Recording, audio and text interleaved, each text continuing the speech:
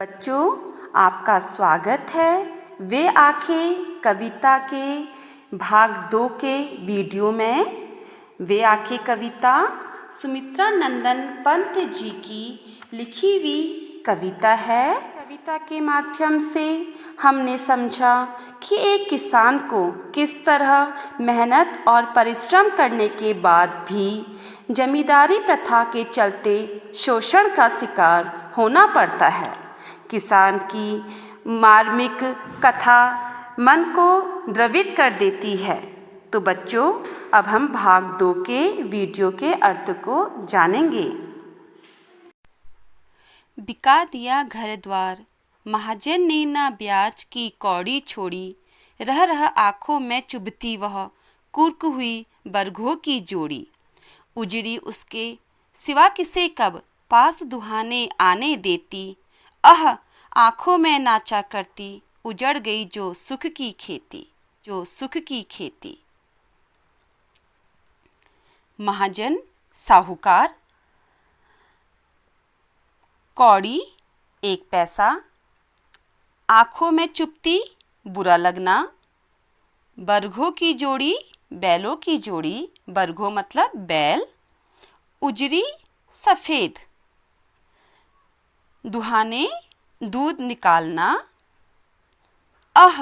दुख, आँखों में नाचना, बार बार याद आना।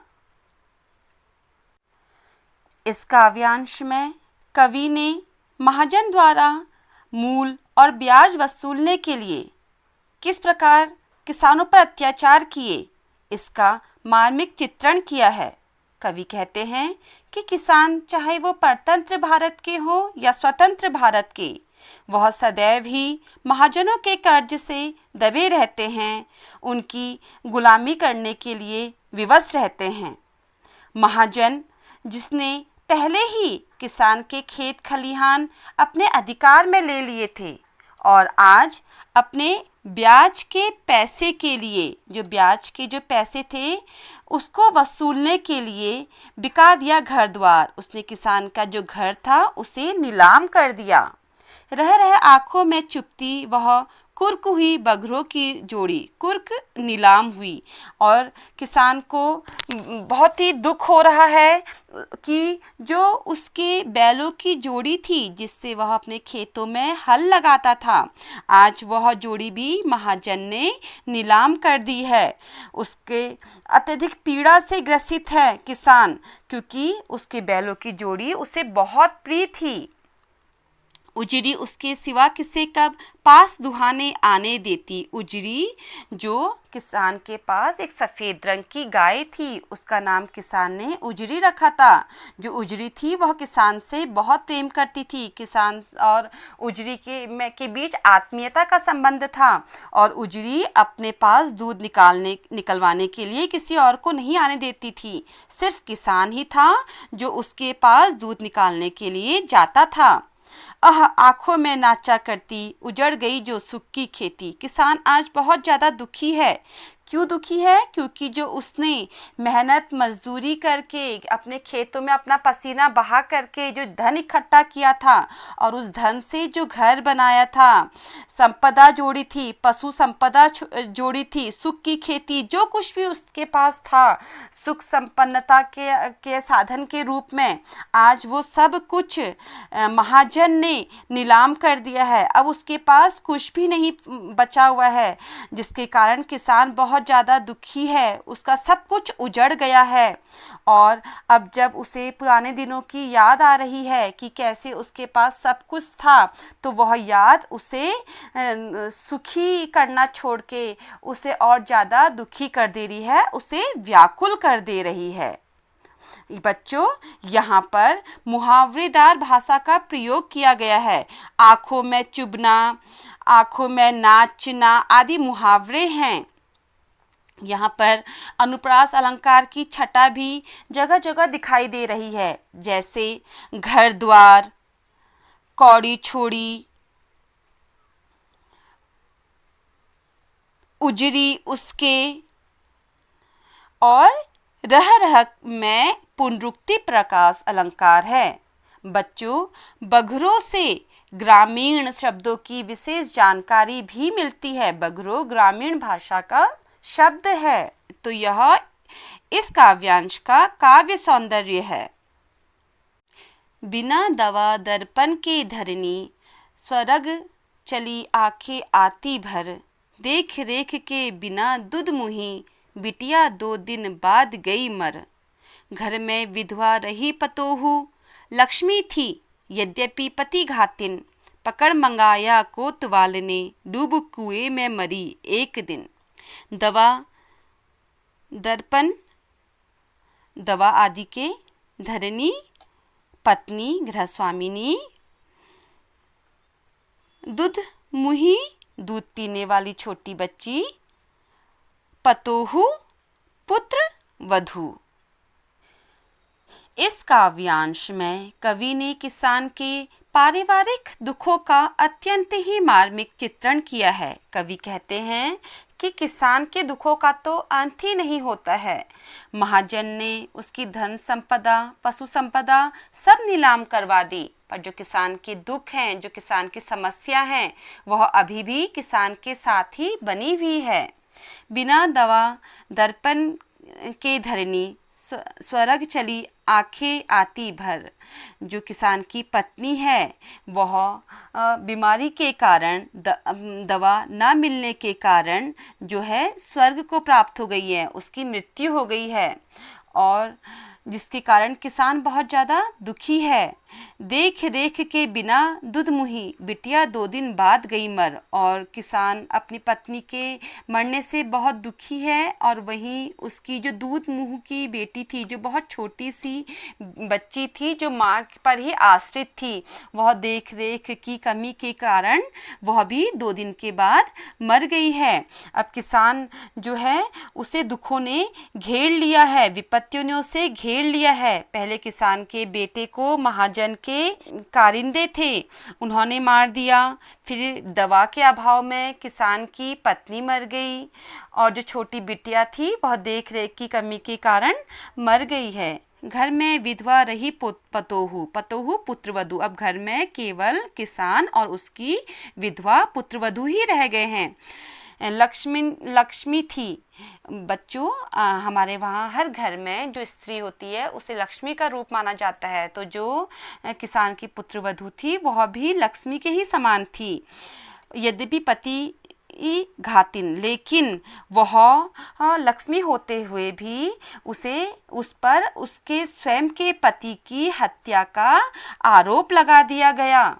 पकड़ मंगाया कोतवाल ने, डूब कुएं में मरी एक दिन। और इसी आरोप के कारण, अपने पति की हत्या का आरोप लगने के कारण, जो वहाँ का कोतवाल था उसने उसे कोतवाली बुलाया और वहाँ पर उसे अपनी वासना का शिकार बना दिया, उसके साथ गलत व्यवहार किया। और इस अपमान को वो पुत्रवधू सहन नहीं कर पाई और उसने कुएं में डूब करके अपनी जान दे दी। अब जो किसान था उसका सभी कुछ लूट गया है, अब उसके पास कुछ भी नहीं बचा है, वह अकेला ही रह गया है, और अभी भी जो उसके दुख हैं उसका कोई भी अंत नहीं है, अभी भी वह दुख के ही साए में जी रहा है। बच्चों, इस काव्यांश में करुण रस की अभिव्यक्ति हुई है। दवा दर्प में अनुप्रास अलंकार है और लक्ष्मी, पतोहू जैसे ग्रामीण शब्दों का प्रयोग किया गया है, और कवि ने बहुत ही सहज व सुबोध भाषा का प्रयोग किया है। यहाँ पर पुलिस के अत्याचारों का मार्मिक वर्णन भी किया गया है। यह इस काव्यांश का काव्य सौंदर्य है।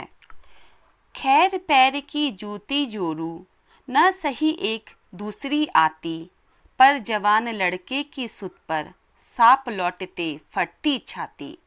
पिछले सुख की स्मृति आँखों में क्षण भर एक चमक है लाती, तुरंत शून्य में गढ़ वह चितवन, तीखी नोक सृदस बन जाती।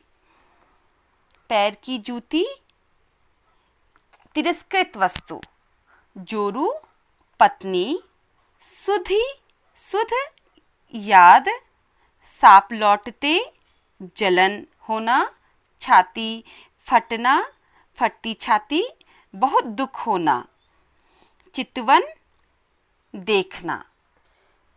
इस काव्यांश में कवि ने किसान की मनोदशा का अत्यंत ही संवेदनशील चित्रण किया है। साथ ही कवि ने नारी के प्रति संकुचित तथा रूढ़िवादी सोच को भी उजागर किया है। कवि कहते हैं कि आमतौर पर पत्नी को पैर की जूती के समान समझा जाता है। कहा जाता है कि यदि एक नहीं रही तो दूसरी आ जाएगी। उसी मानसिकता के कारण किसान को भी अपनी पत्नी की मृत्यु का बहुत ज़्यादा दुख नहीं हुआ और वह अपनी पत्नी की मृत्यु को भुलाने का प्रयत्न कर रहा है।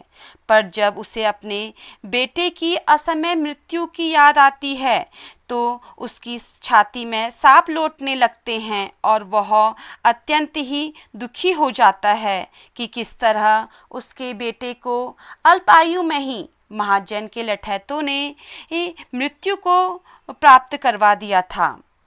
पिछले सुख की स्मृति आँखों में क्षण भर एक चमक है लाती। जो किसान है वह अपने सुखद क्षणों को याद करके आनंदित होता है और जो यह आनंद है वह क्षण भर के लिए उसकी आँखों में चमक लेके आती है, परंतु यह तो क्षणिक है, क्योंकि वास्तविकता यह नहीं है। वास्तविकता तो यह है कि किसान के जीवन में दुख ही दुख है और क्षण भर में ही किसान वास्तविकता से परिचित हो जाता है। तुरंत शून्य में गड़ वह चितवन तीखी नोक सदृश बन जाती और जैसे ही किसान वास्तविकता से परिचित होता है उसी क्षण जो उसकी दृष्टि है वो शून्य में खो जाती है और जो वास्तविकता है वह तीखी सुई के समान उसके हृदय में चुभ जाती है। अर्थात जो सुख की चमक है वो क्षणिक है, जबकि दुखों का कोई भी अंत नहीं है। न सही एक दूसरी आती कहकर नारी के प्रति संकुचित व रूढ़िवादी सोच को उजागर किया गया है। सांप लौटते, छाती फटते आदि, पैर की जूती आदि मुहावरों का प्रयोग किया है। तीखी नोक सदृश्य, तीखी नोक के समान में उपमा अलंकार है। कवि ने बहुत ही सरल, सहज व सरस भाषा का प्रयोग किया है और यही इस काव्यांश का काव्य सौंदर्य है। तो बच्चों, पंत जी की इस कविता के माध्यम से हमने यह जाना कि भारतीय किसान के जीवन में अनेक समस्याएं हैं। किस तरह उन्हें कर्ज के बोझ में दबकर साहूकार के सामने विवश होना पड़ता है। किस तरह साहूकार उसके परिवार पर अत्याचार करता है। किस तरह उसकी पत्नी को धन के अभाव में उपचार नहीं मिल पाता।